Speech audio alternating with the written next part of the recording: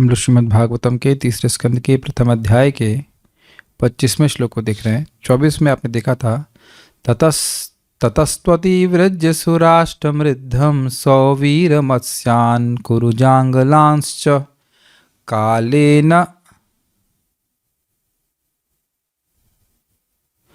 कालेन तावद् यमुनामुपेत्य तत्रोद्भवं भागवतं ददर्श। ततः उसके बाद सौराष्ट्रम रुद्धम अतिवृज्य, सौराष्ट्र जो अति समृद्धिमान क्षेत्र था उसको पार करके सौवीर मत्स्य कुरुजांगल आदि प्रदेशों को पार करके भी कालीना कालक्रम से तावत तब तक यमुनाम उपेत्य वह यमुना को प्राप्त किए, यमुना के तल पे आए। तत्र वहाँ उद्धव को देखा, उद्धव रूपी भागवत महाभागवत को देखा। पुष्पा शंकर माता जी, आप ऑडियो पे प्रश्न नहीं कीजिएगा, आपको होस्ट हैं, आप if you want to ask something can ask via chat. अब हम लोग 25वें श्लोक को देख रहे हैं कि जिन उद्धव जी को देखे उनके गुण, उनके विशेषण क्या हैं। बहुत अच्छे हैं, बहुत अच्छे बातें हैं। मेरे पीछे बोलिए। स वासुदेवानुचरं प्रशान्तं बृहस्पते प्राक्तनयं प्रतीतम्।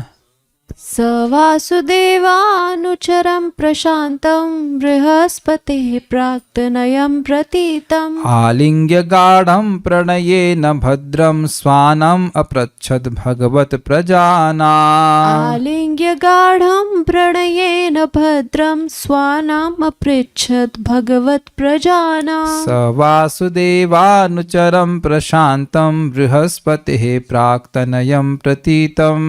स वासुदेवानुचरं प्रशान्तं बृहस्पतेः प्राक्तनयं प्रतीतम्। आलिङ्ग्य गाढं प्रणयेन भद्रं स्वानामपृच्छद् भगवत् प्रजानाम्। आलिङ्ग्य गाढं प्रणयेन भद्रं स्वानामपृच्छद् भगवत् प्रजानाम्। स वासुदेवानुचरं प्रशान्तं बृहस्पतेः प्राक्तनयं प्रतीतम्। स वासुदेवानुचरं प्रशान्तं बृहस्पतेः प्राक्तनयं प्रतीतम्। आलिङ्ग्य गाढं प्रणयेन भद्रं स्वानामपृच्छद् भगवत् प्रजानाम्। आलिङ्ग्य गाढं प्रणयेन भद्रं स्वानामपृच्छद् भगवत् प्रजानाम्। स वासुदेवानुचरं प्रशान्तं बृहस्पतेः प्राक्तनयं प्रतीतम्। स वासुदेवानुचरं प्रशान्तं बृहस्पतेः प्राक्तनयं प्रतीतम्। आलिङ्ग्य गाढं प्रणयेन भद्रं स्वानामपृच्छद् भगवत् प्रजानाम्। आलिङ्ग्य गाढं प्रणयेन भद्रं स्वानामपृच्छद् भगवत् प्रजानाम्। स वासुदेवानुचरं प्रशान्तं बृहस्पते प्राक्तनयं प्रतीतम्। स वासुदेवानुचरं प्रशान्तं बृहस्पतेः प्राक्तनयं प्रतीतम्। आलिङ्ग्य गाढं प्रणयेन भद्रं स्वानामपृच्छद् भगवत् प्रजानाम्। आलिङ्ग्य गाढं प्रणयेन भद्रं स्वानामपृच्छद् भगवत् प्रजानाम्। स वासुदेवानुचरं प्रशान्तं बृहस्पतेः प्राक्तनयं प्रतीतम्। स वासुदेवानुचरं प्रशान्तं बृहस्पतेः प्राक्तनयं प्रतीतम्। आलिङ्ग्य गाढं प्रणयेन भद्रं स्वानामपृच्छद् भगवत् प्रजानाम्। आलिङ्ग्य गाढं प्रणयेन भद्रं स्वानामपृच्छद् भगवत् प्रजानाम्।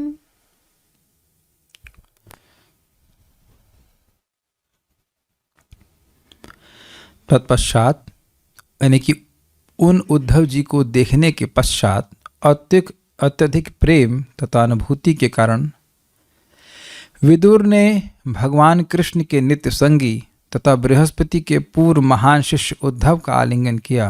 तत्पश्चात विदुर ने भगवान कृष्ण के परिवार का समाचार पूछा।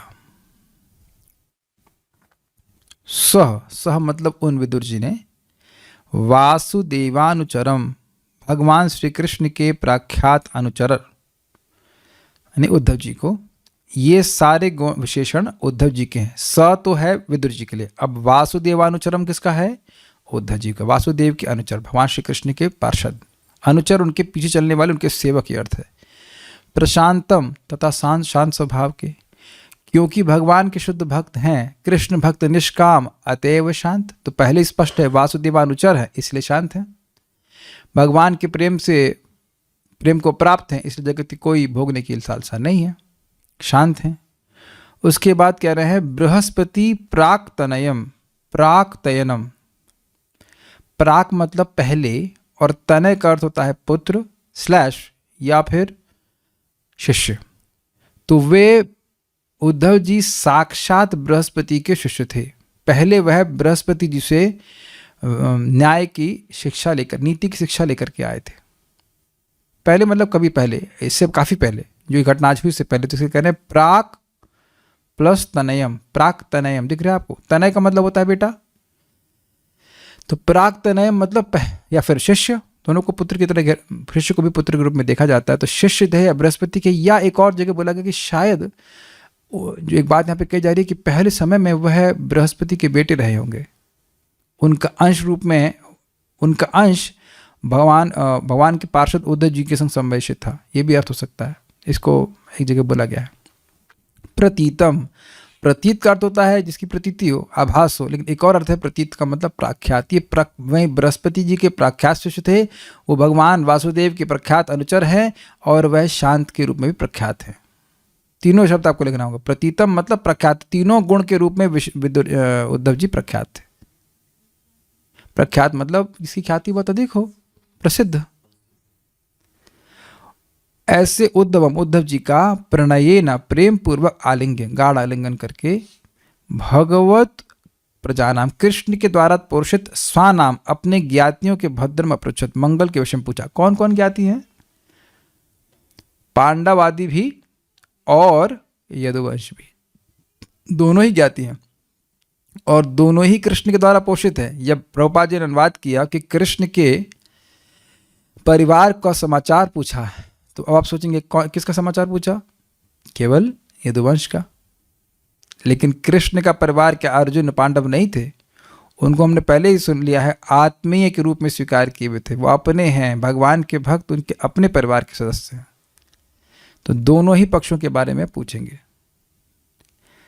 श्लोक देखिए। स, वो उन विदुर जी ने, वासुदेवानुचरम, जो भगवान वासुदेव के अनुचर थे, प्रशांतम, जो प्रकृष्ट रूप से शांत थे, बृहस्पति प्राक्तनयम, पूर्व में जो बृहस्पति के शिष्य थे या पुत्र थे, प्रतीतम, इस रूप में वो प्रख्यात थे।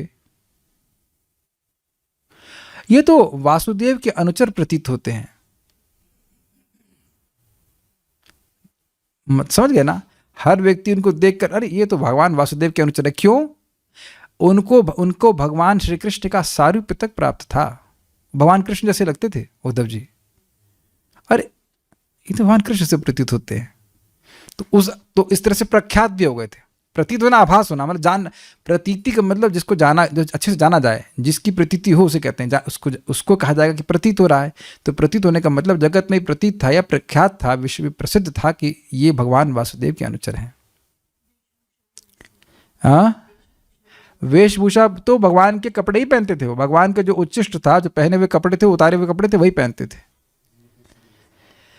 नहीं, इसलिए नहीं, उनका देखने में वो कृष्ण जैसे लगते थे, स्वरूप भी वैसा था और भगवान कृष्ण के कपड़े भी पहन लेते थे, तो अब एकदम जैसे भगवान जैसे लगते थे। इनको देख करके तो जब गोपियों को मैसेज देने के लिए गए तो उनको लगा कृष्ण आ गए। फिर पास में जाकर देखें तो कितना कृष्ण नहीं है।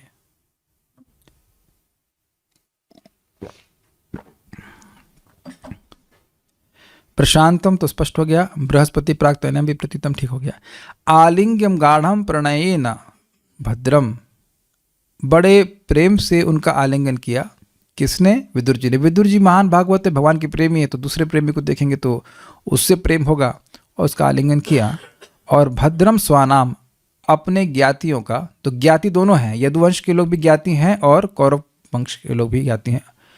अपृच्छत, उनसे पूछा, भगवत प्रजानाम, भगवान के द्वारा पोषित अपने ज्ञातियों का उन्होंने भद्र पूछा, कल्याण पूछा। तो एक प्रश्न है कि भाई जब सुन के आ चुके हैं, हम पहले सुन चुके हैं कि प्रभास क्षेत्र में सुन चुके हैं कि उनके संबंधियों का नाश हो गया, तब भद्र पूछने का क्या मतलब है?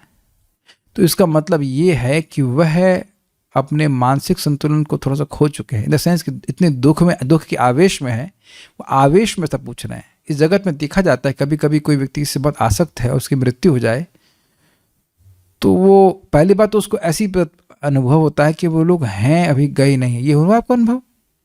जिनसे बहुत प्रेम हो उनका शरीर छूट जाए, आप जानते हैं कि शरीर छूट गया है, लेकिन कुछ समय तक ऐसा लगता है कि वो हैं, मान लो आवाज देंगे इत्यादि इत्यादि, ऐसा होता है। बड़ा अजीब होता है ये सब ना। आप लोगों को ऐसा कभी अनुभव हुआ है? जिससे बहुत प्रेम करते हो, जैसा संबंध हो, बहुत प्रेम तो हम लोग खैर किसी नहीं करते किसी से, लेकिन जितना भी प्रेम करते हैं वो शरीर छूट जाए तो उसे लगता है कि अरे, ऐसा माइंड मैं कहना चाहूँगा इंग्लिश में, माइंड एक्सेप्ट नहीं कर पाता है इस बात को, मन स्वीकार नहीं कर पाता है कि वह चले गए। वो लगता है कि अभी भी यही हैं। तो इस कारण से वह उस आवेश में ऐसा पूछ रहे हैं, आवेश में इस प्रकार से पूछ रहे हैं।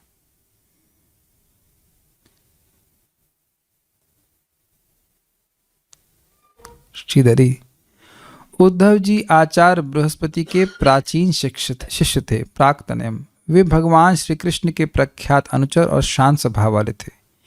पाठांतरे प्राप्तो नयो नीति शास्त्रम ये नतम, अर्थात जहाँ पर प्राप्त नयनम पाठ है वहाँ पर अर्थ होगा नीति शास्त्र के ज्ञाता उद्धव जी का। क्या समझे आए?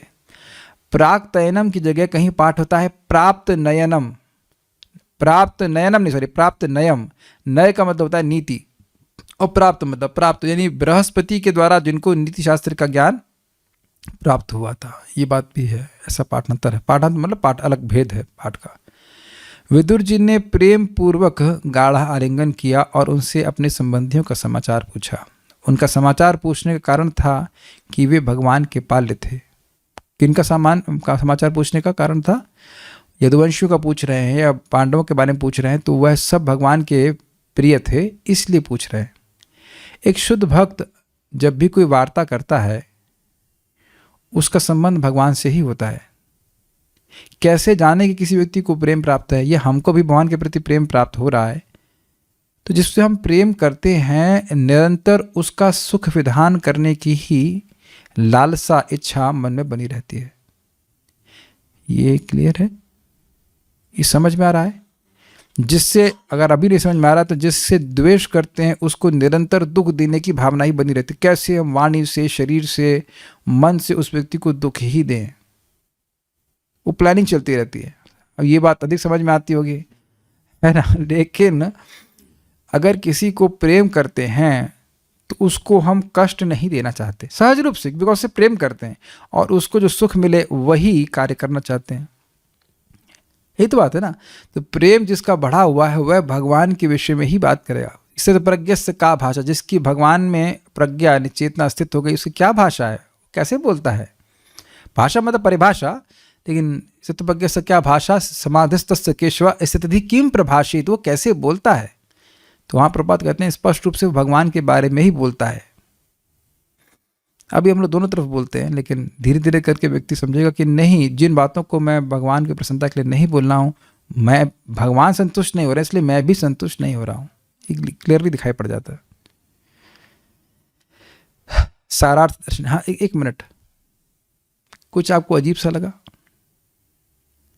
अजीब सा लगने वाली बात यह है कि ऐसा प्रतीत हो रहा है अब तक के डिस्क्रिप्शन से कि 36 साल में किसी से बात ही नहीं की है। अवधूत वेश, स्वैर अलक्षित। जब अपनों के द्वारा भी वो अलक्षित थे तो स्वाभाविक सी बात है कि अन्य से बात नहीं कर रहे थे। एटलीस्ट अनावश्यक बात तो बिल्कुल ही नहीं कर रहे थे। हम लोग बड़ी सहजता से स्वीकार कर सकते हैं कि वो किसी से बात ही नहीं कर रहे थे, क्योंकि लिखा होता अवधूत अवधूत वेश। और यहां अब आप देखेंगे कि एक के बाद एक प्रश्न, एक के बाद एक प्रश्न, एक के बाद एक प्रश्न करते जा रहे हैं। क्यों?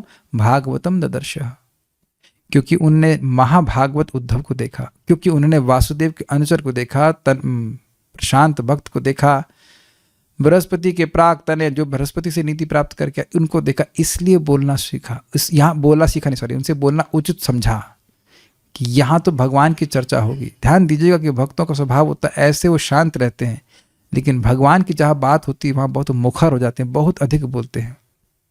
क्योंकि श्रवण कीर्तन में जो सुख मिलता है भक्तों को, वह तो भगवान के स्वरूप में भी नहीं है। ध्रुव महाराज की युक्ति है, रमन्ते योगिनो नन्ते सत्यानंद चिदात्मनि इति राम पदे नासौ पर ब्रह्म अभिधीयते।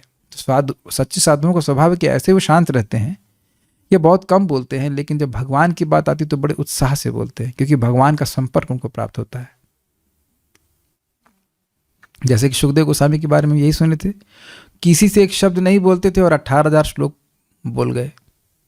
तो क्या कारण था? क्योंकि भगवान की बात थी, तो इसलिए वह बोल रहे, इसीलिए वह यहाँ पे पूछ रहे हैं। ये तो पूछना बहुत बड़ी बात है। जो व्यक्ति 36 साल किसी को कुछ नहीं पूछा, वो अब, या बहुत पूछा होगा तो पूछा होगा पानी है कि नहीं आपके पास, कुछ भोजन मिल सकता है। जरूरी नहीं कि जो भिक्षा मांगेगा वो भोजन वह बोलेगा ही। ध्यान दीजिएगा, जरूरी नहीं कि जो भिक्षा मांगेगा वो बोलेगा ही। ब्रज में भी आप देखते हैं, गोवर्धन के पास बहुत साधु लोग बैठे रहते, कुछ नहीं बोलते। वो कुछ दे दिया, किसी ने दे दिया, नहीं तो नहीं, अपना भूखे रहेंगे, भजन करेंगे। ऐसे उन्नत भक्त होते हैं। माधवेंद्र एग्जाम्पल हम जानते हैं। तो जरूरी नहीं है कि वो बोलेंगे ही। अगर बोलना ही होता तो किसी को साथ लेके चलते ना, वो अकेले क्यों गए थे? किसी से बात ही नहीं करना चाहते थे। तो वो अब विदुर जी, उद्धव जी से बात करेंगे। थोड़ा सा जल में खत्म है, आपके पास चल रहा है।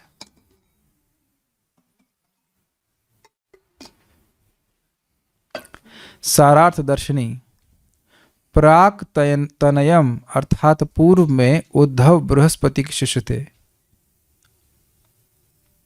जैसे मैंने समझाया आपको, तनय का मतलब होता है बेटा या शिष्य, और प्राक का मतलब पहले। तो पहले के समय में वह बृहस्पति के शिष्य थे। महाराज बड़ा सुंदर बता रहे थे कि आगे 10वें स्कंद में उद्धव जी को भगवान श्री कृष्ण गोपियों के पास क्यों भेजते हैं। तो वहाँ पे एक उद्धव जी का गुण है, शिष्यस्य बृहस्पति साक्षात, बृहस्पति के साक्षात शिष्य थे। इसका क्या मतलब है? कभी कभी कोई पीएचडी कर रहे होते हैं तो जो टीचर होता है वो स्वयं नहीं पढ़ाता है, जो उसके असिस्टेंट होते हैं वो कहते हैं तुम नए लोगों को उनको पढ़ा दो।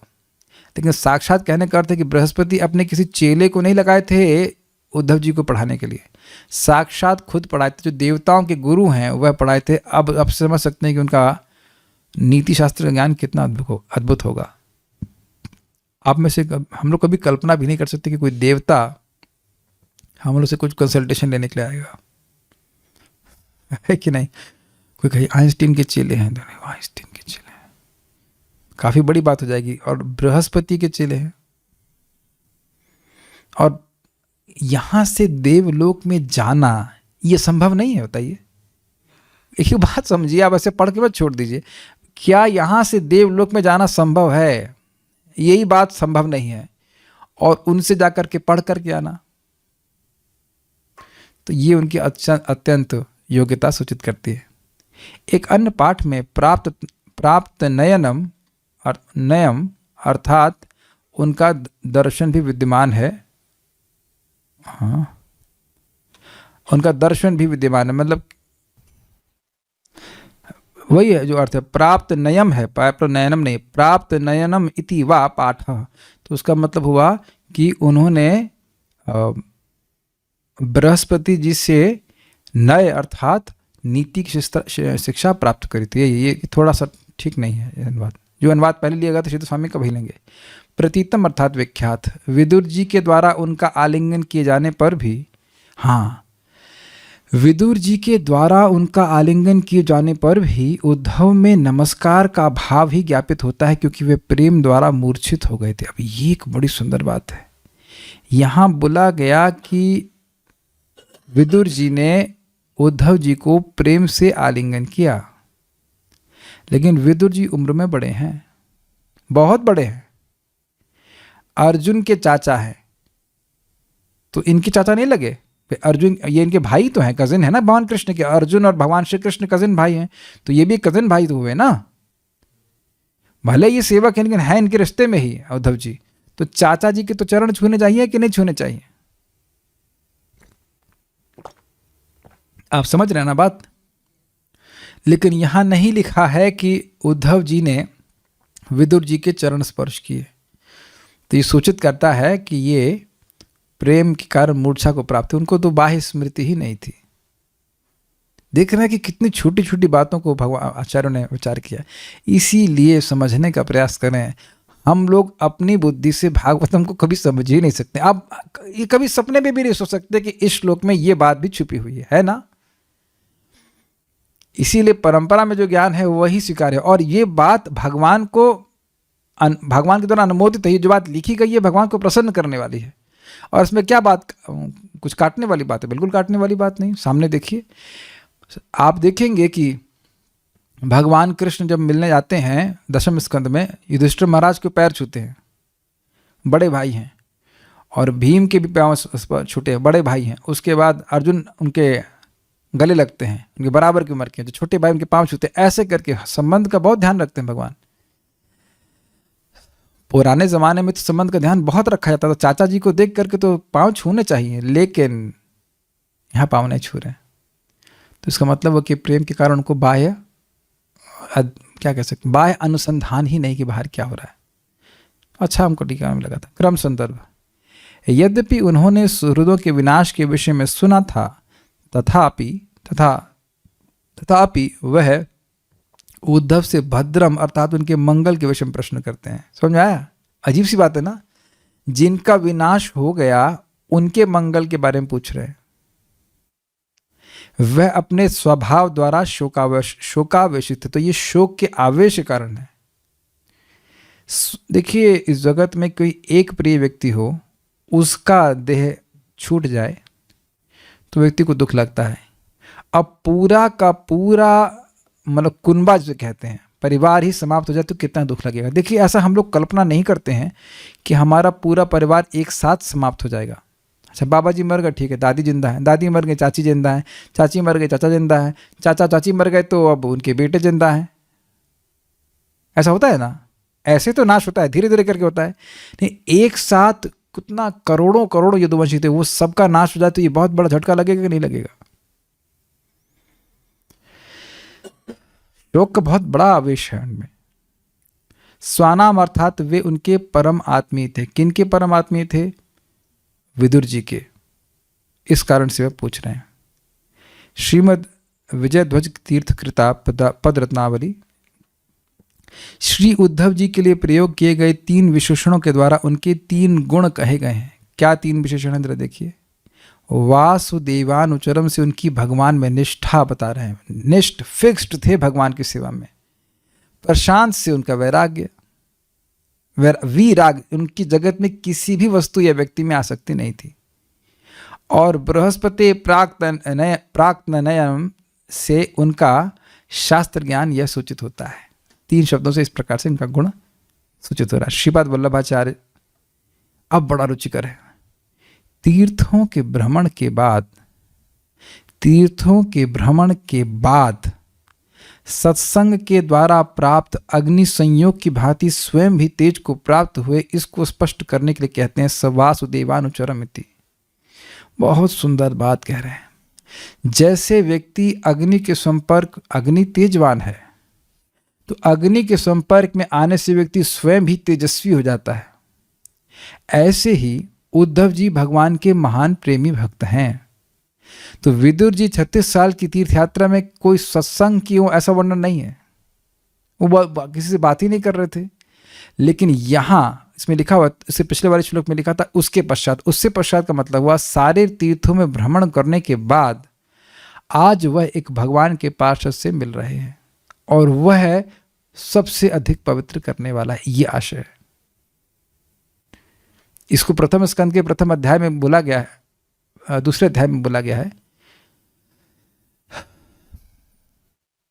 नहीं, प्रथम अध्याय में बोला गया है कि भगवान के भक्त शांति के अयन हो जाते हैं।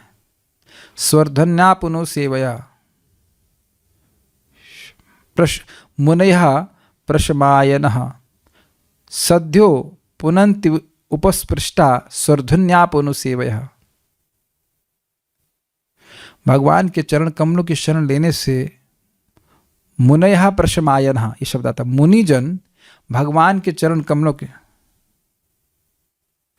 पहले लाइन शब्द नहीं याद आ रहा है, लेकिन मुनयः प्रशमायन, जो मुनिगण हैं जो भगवान के श्री कृष्ण की चरण कमल की शरण लेते हैं, वह तो शम अर्थात शांति के अयन बन जाते हैं। और ऐसे व्यक्ति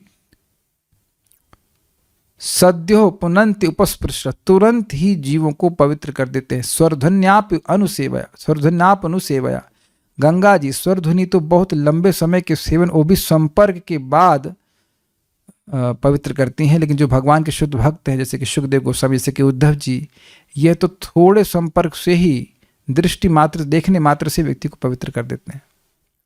तो यहाँ पे एक विशेष लाभ प्राप्त हुआ है। विदुर जी को ये कह रहे हैं कि अनेक अनेक तीर्थ भ्रमण करने के बाद उनको उद्धव जी का संग प्राप्त हुआ है, जो मानो अग्नि से संयोग प्राप्त होने के समान हो, और इस कारण से वह स्वयं भी तेजस्वी हो गए। ठीक है,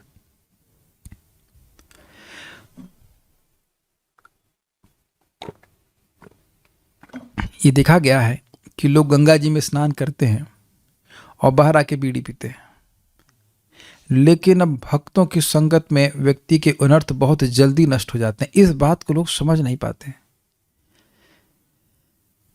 लेकिन इस शास्त्र में बार बार कहा गया है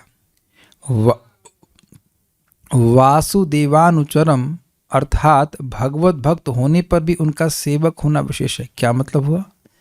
भगवान के भक्त तो बहुत सारे हैं, लेकिन भगवान की प्रत्यक्ष सेवा ये तो किसी विशेष भक्त को ही प्राप्त होती है, ये सूचित हो रहा है। भगवान कृष्ण कहीं जाते तो दो लोगों को साथ में रखते, एक उद्धव जी को अपने मंत्री के रूप में और सात्यकी जी को अपने बॉडीगार्ड के रूप में। तो वासुदेवा अनुचरम मतलब जहाँ जहाँ भगवान वासुदेव श्री कृष्ण जाते उनके पीछे पीछे यह भी जाते। भगवान उनको आने देते साथ में, बल्कि लेके चलते। उद्धव जी को ही बोले कि उद्धव जी आप मुझे जितना प्रिय हैं उतना मुझे अपना स्वरूप भी प्रिय नहीं है, लक्ष्मी जी भी प्रिय नहीं है उतना, बलराम जी भी उतना प्रिय नहीं जितना कि आप मुझे प्रिय हैं। तो ये विशेष भक्त हैं। भक्त तो बहुत सारे हैं, शुद्ध भक्त बहुत सारे हैं, लेकिन ये भगवान के विशेष सेवक हैं। ये उनके वासुदेवानुचरम सबसे सूचित होता है। बहुत अच्छा अर्थ था। तो आप उनसे बात क्यों करने लगे? वह उनसे पूछने क्यों लगे? तो कहते हैं वासुदेव के सेवक होने से उनका दर्शन मोक्ष के लिए उपयोगी है। इतना महान भक्त है तो जरूर अपवर्ग का मार्ग खुल जाएगा। क्या है? 5वें स्कंद में आता है ना, 3रे स्कंद में आता है, प्रसंगम अजरम पाशम आत्मनः कवयो विदुः स एव साधु सुकृतो मोक्ष द्वारम अपावृतम। ये जो आसक्ति का पाश है ये अजर है, ये बूढ़ा नहीं होता है, ये उम्र के संग कम नहीं होता है, लेकिन यही आसक्ति अगर सएव साधु सुकृतो साधुओं में कर दी जाए तो मोक्ष द्वारम अपावृतम, मोक्ष का द्वार पूर्ण रूप से खुल जाता है। ये बात भगवान ने 5वें स्कंद के 5वें अध्याय में बताई थी। श्लोक भूल रहा हूँ। मुक्ति द्वारम आहुर तमो द्वारम योषिताम संग संगम महान तस्ते समचित्तः प्रशांत सुहृदो साधवो। ये श्लोक सब भूल रहा हूं मैं। महत् सेवा द्वारम आहुर विमुक्तेस तमो द्वारम योषिताम संग संगम महान तस्ते समचित्तः प्रशांता विमन्यव सुहृद साधवो। ये तो महत् सेवा द्वारम आहुर विमुक्त, महत् की सेवा, महान भक्तों की सेवा ये मोक्ष का द्वार है। और जो स्त्री आदि में आसक्त है वह है तमो का, अंधकार का मार्ग है। तो वो महत् कैसे हैं? महत् सेवा द्वारम आहुर विमुक्ते तमो द्वारम योषिताम संग संगम महान तस्ते समचित्तः प्रशांतः। महान भक्त जो है वह समचित्त हैं, सभी को अपना मित्र मानते हैं। और प्रशांत, यहाँ भी शब्द है प्रशांत हैं। महान तस्ते समचित्तः प्रशांत विमन्य भाव, किसी पे क्रोध नहीं करते। सुहृद साधवो वे सभी के सुहृद होते हैं। तो उद्धव जी कैसे गुण थे, इस कारण से यहाँ पे विदुर जी उनका संकेत कर रहे हैं। इसके द्वारा उनसे संभाषण होना सूचित है। मतलब उनसे बात, उनको केवल देखा ही नहीं, उनसे बात भी करना उचित है। वो भगवान के बारे में बात हमको बताएंगे। संभाषण में प्रकट रूप से नीतिज्ञ होने के कारण इनसे नीति के अतिरिक्त अन्य का बोध नहीं होगा, इस प्रकार की विशेषता है। क्या मतलब है? जब इनसे बात करेंगे तो ये अप्रकट रूप से केवल नीति की ही बात बताएंगे, क्योंकि बृहस्पति प्राक्त नयनम, क्योंकि ये बृहस्पति से नीति की शिक्षा लेके आए हैं, तो ये गलत बात नहीं बोलेंगे, असंगत बात नहीं कहने वाले। यद्यपि उद्धव जी सारे प्रश्नों का उत्तर नहीं देंगे, लेकिन एक बात आप स्पष्ट समझ रहे हैं कि कोई व्यक्ति से आप प्रश्न करे और वो अंट संट बात कहे तो वो अच्छा नहीं लगता है। हमें लगता है हमें अपना समय खराब कर दिया है ना। शास्त्र उचित बात नहीं करेगा तो खराब लगेगा ही, और जिसकी ट्रेनिंग नहीं होगी तो वो शास्त्र उचित बात नहीं ही करेगा। ये समझना चाहिए कि बृहस्पति जी के पास कोई फालतू आदमी पहुंच ही नहीं सकता है। इसलिए वैसे शिष्य नहीं थे कि वहाँ पढ़ रहे हैं और बृहस्पति जी उनको समझा रहे हैं, कुछ समझ में भी नहीं आ रहा है। तो प्रकट रूप से मतलब सामने दिख रहा है कि ये बृहस्पति के शिष्य हैं, तो ये नीति की ही बात करेंगे, नीति के अलावा वह कुछ नहीं बताएंगे। Is it okay? ये बृहस्पति के शिष्य होने का आशय है।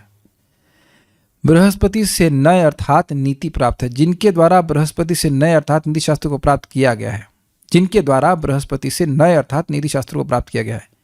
प्राप्त नए उस पाठ में उद्धव जी पूर्व में पुत्र रूप में स्थित हैं, इस प्रकार कोई रहस्य में देवता जान पड़ते हैं। क्या मतलब है कि ऐसा समझ पर अगर मान लीजिए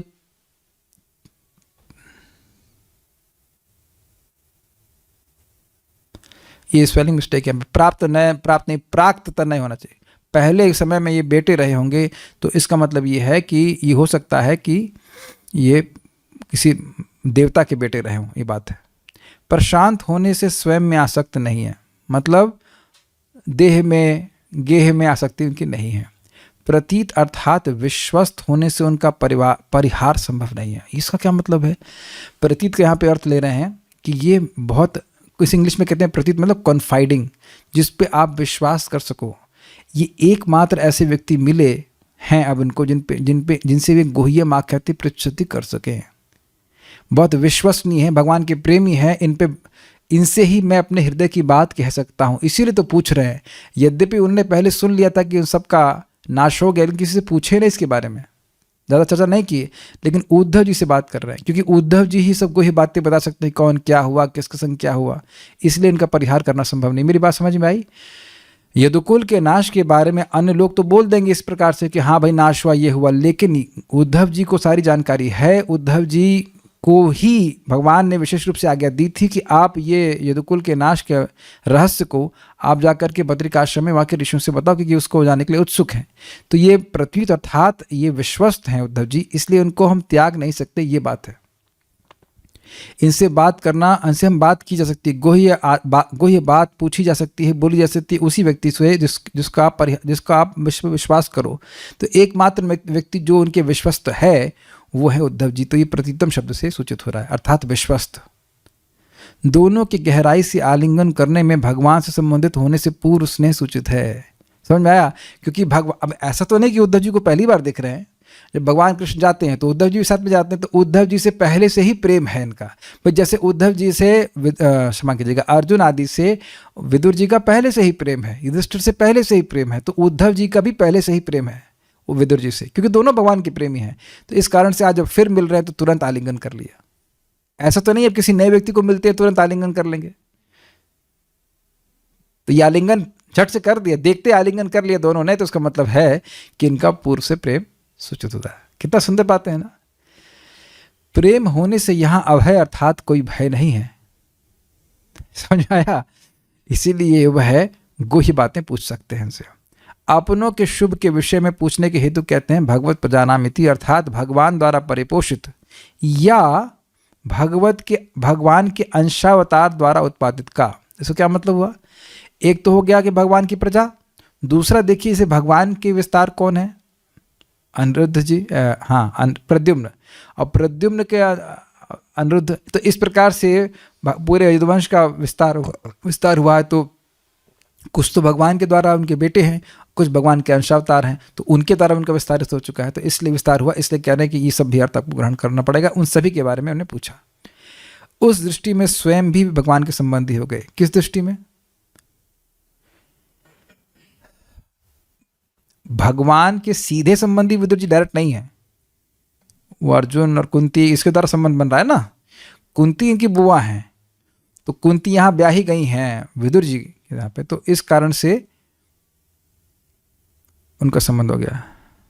अच्छा, एक और अर्थ भी है कि भाई ये जितने भी देवता हैं, ऐसा पांडव आदि हैं, ये भी देवताओं के द्वारा उत्पादित हुए हैं, तो भगवान के अंश है कि नहीं? भगवान के अंश हुए ना, तो भगवान के अंश हुए और इनके चाचा जी हैं ये, तो इस कारण से उनका भी संबंध, इनका भी संबंध भगवान हो गया, मतलब विदुर जी का भी संबंध भगवान से हो गया। कुछ बातें समझ में आ रही होंगी, बाकी पढ़ लेंगे तो समझ में आ जाएगा। बाल प्रबोधिनी उद्धव जी की प्रश्न के उत्तर को देने की योग्यता को सूचित करते हुए कहते हैं प्रशांतम, अर्थात काम क्रोध आदि से रहित।